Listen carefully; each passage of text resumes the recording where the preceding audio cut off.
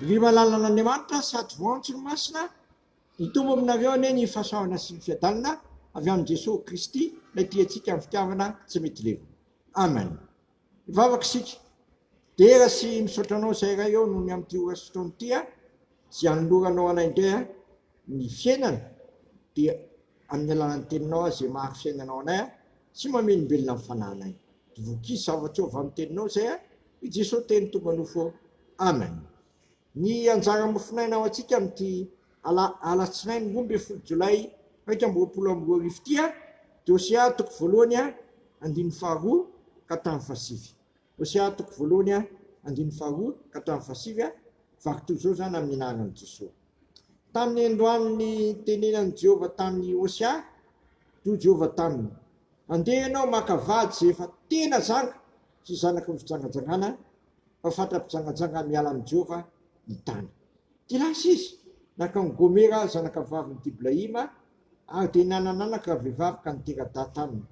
Ahoy Jehovah taminy: ataovy Jezreela no anarany, fa vetivety dia hovaliko ny taranak'i Jehova no nirana lasaka atao Jezreela ary atsahatra ny fanjakan'ny taranak'Israely.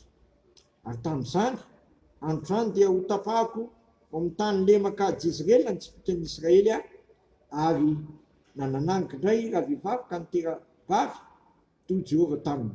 Ataovy Lorama no anarany, fa tsy hamina fo amin'ny taranak'Israely intsony aho, eny tsy avelako mihitsy ny elony, fa ny taranak'i Jota no amindrako fo, ary izao Jehovah Andriamanina no monjy azy, nefa tsy amin'ny tsipika na amin'ny sabatra na amin'ny ady na amin'ny soavaly na amin'ny taingy soavaly. Ary efa tazana Lorama dia nananaka indray reniny ka nitera-dà dia hoy Jehovah: ataovy Loami no anarany, fa ianareo tsy oroko ary izao tsy Andriamanitra aveo. Masonao manao asinanay amin'ny fahamarinana ny teninao ny fahamarinana. Amen.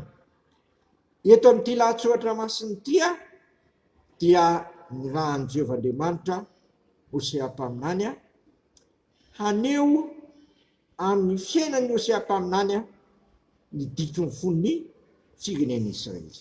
Ny firenen'i Israely dia miala teo anatin'Andriamanitra ka nanompo Andriamanikafa eny nijangajanga nafoan'Andriamanitra ny firenen'i Israely.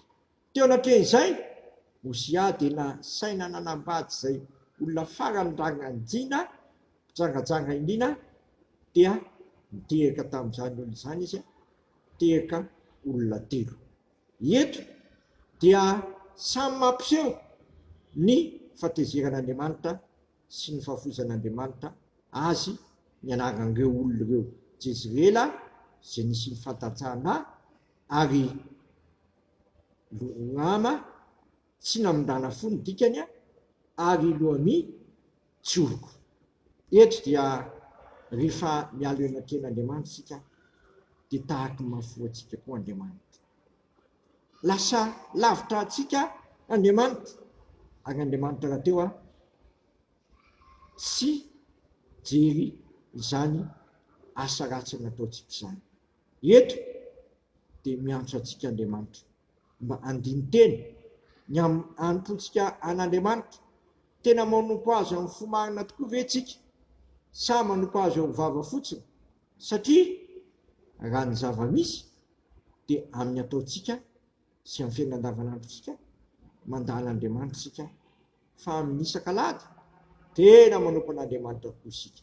Fa mikiandrana ity antsoin'Andriamanitra isika andiny teny sy ala amin'ny ratsy fanaontsika ka hitodika eo aminy ka anaika fa izy no Andriamanitsika, antsika olony ary vonona anaiky ny antsontsika ka anao ny sikapony amin'izao sisy izao.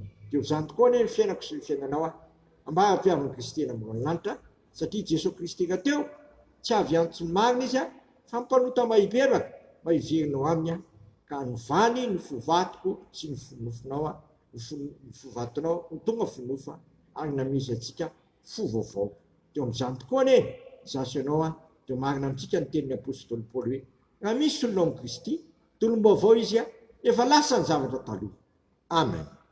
Misaotranao izay raha eo fa tsy mitsahatra anao ny mampiseho anay ny alehibe ny faratsianay nefa na ty zany aza ny toerana misy anay tianao zay iverina aminao aho satria inao rery ihany no mahay mamono fahatsoanay inao ihany no mahay manadio anay ho afaka ny tsy fahamarinana rehetra ny raha zanako rahateo a dia nalatsaka ao a ma ampampadio anay a so afaka amin'ny tsy fahamarinana rehetra zay ko amitiamban'ity aoko zay tompo iverina aminao a fa ka namiza moa zay fa ianao no manana teny fiainana manak'izay dia ampianarindray zay ivavaka amin'ilay vavaka napetraka ao mivava ny zanak'Andriamanitra hoe ranay zay mian-danitra amasina ane naranao mitonga ane ny fanjakanao atao ane ny silaponao ety atany tahaka ny an-danitra menay ny anina sazanay ary mamilany elokay tahaka na mialana zay midika taminay aiza mitondra anay amin'ny fakapanahy fa manafanay amin'ny ratsy mpanao amin'ny fanjakana sy ny hery ary voninahitra manak'izay amen tanterahany tompo amintsika ane